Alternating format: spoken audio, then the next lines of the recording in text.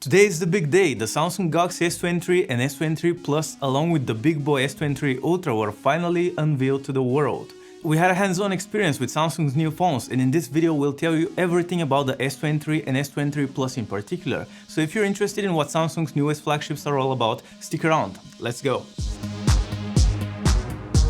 Let's start with the look of the phones, which I'm really loving. Both the Galaxy S23 and the S23 Plus no longer have one big camera island on the back, but instead each of their three cameras is its own thing, making the overall design more clean and minimalist. We have some beautiful colors to choose from, which Samsung has creatively named Misty Lilac, Cotton Flower, Botanic Green and a very familiar Phantom Black. That's the one for serious people. Other than that, the camera and flash positioning is exactly the same as last time, but that removal of the camera island is enough for your old cases to not fit on the new phones, unfortunately, so keep that in mind. Something else I'm happy about, and I'm sure most people will appreciate, is that the phones are flat. Both the display on the front and their back are flat, while the metal frame is ever so slightly curved. On the front, the Galaxy S23 has a 6.1-inch screen with very small symmetrical black bezels, while the S23 Plus, like its name suggests, has a slightly bigger screen at 6.6 inches. And yes, those are the same sizes as last year.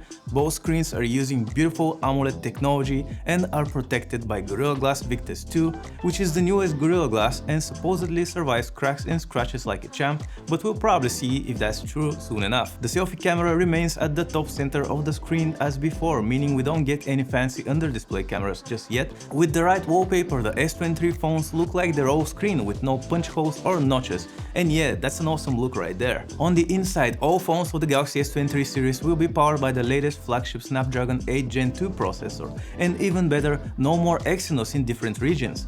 No matter where you are, your Galaxy S23 phone will be powered by the same Snapdragon chip, which wasn't the case before. Now, that Snapdragon 8 Gen 2 chip bodes well for those powerful multitasking features we know and love from Samsung flagships, such as split screen, windowed apps, and my favorite, the desktop mode called Samsung DeX. Both the Galaxy S23 and S23 Plus are both packing 8GB of RAM, which helps with keeping more apps open in the background. As for the battery situation, the Galaxy S23 comes with a 3900 mAh battery, while the Galaxy S23 Plus a 4700 mAh one. Those are both slightly bigger than what we got last year, so that's some good news for people who appreciate that longer battery life.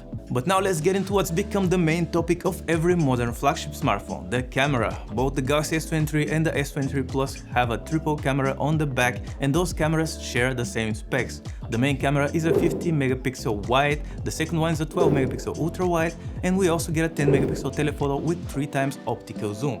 What's probably the most exciting and future-proof camera upgrade is that every phone in the Galaxy S23 lineup is now capable of recording 8K video at 30 FPS, which is smoother than before. And Samsung is beating its main competitor Apple to the punch because iPhones don't even have 8K video recording yet. To be fair, most people don't even have 8K screens right now, so we don't see a lot of 8K videos on YouTube or anywhere just yet, but hey, again, this is some great early future-proofing. 8K 30 FPS today, maybe 8K 60 FPS next year. Speaking of camera features, Samsung is banking on improved night mode, and from what we've seen so far, it is very impressive.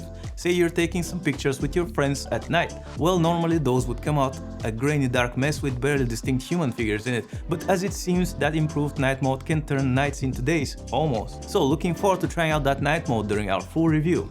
But I really like what I've seen so far, because I hate sunlight and do everything at night. Fun fact. In any case, that about wraps it up for our hands-on look at Samsung's newest phones. Stay tuned for our full Galaxy S23 reviews coming very soon at PhoneArena.com, including battery and performance benchmarks as usual. In the meantime, if you're interested in getting yourself one of the new Samsung Galaxy S23 flagships, pre-orders are open and we have links to pre-order them in the description. Let us know what you think about the Galaxy S23 and S23 Plus in the comments below. Are you excited to get one, or will you skip the upgrade this year? After all, we get faster charging, bigger batteries, the latest processor, and a more minimalist design on top of those improved cameras. It's not exactly a small upgrade like the S22 was, but hey, once again, you let us know what you think. Thanks for watching, see you next time.